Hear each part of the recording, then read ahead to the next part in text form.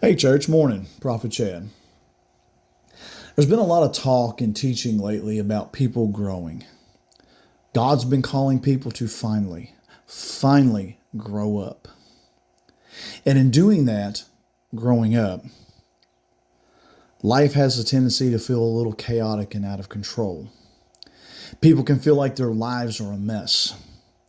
People getting upset, people getting their feelings hurt, people getting offended and trapped. I want to take a moment and explain to you what's really going on.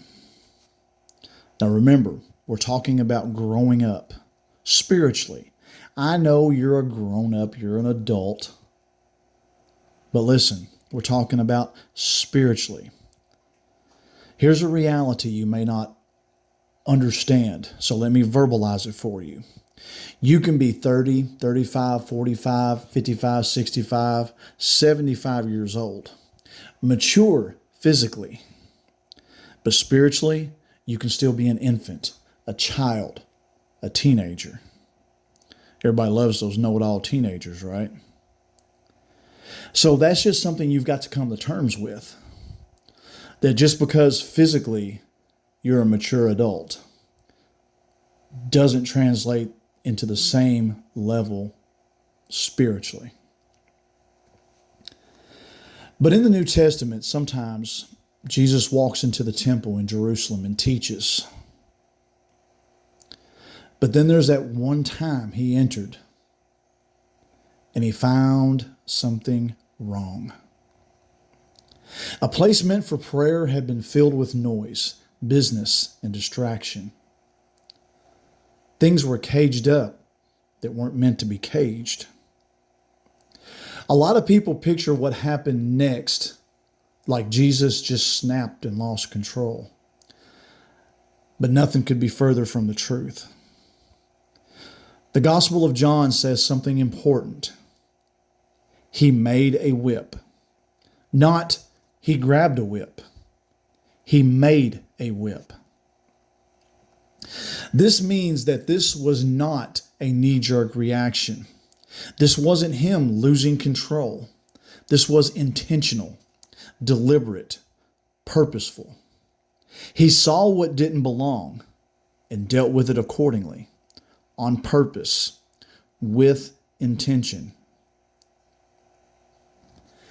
Then he turned over tables. Then the cages were opened. Now, let me make this personal for you. Here's the revelation, church. Scripture says in the book of Acts that God no longer lives in temples made by man. We are now the temple. So when God steps into the temple, your life, sometimes he teaches. But then there are times he doesn't ignore what's out of place. Sometimes he starts flipping tables. Not everything, just what's in the way.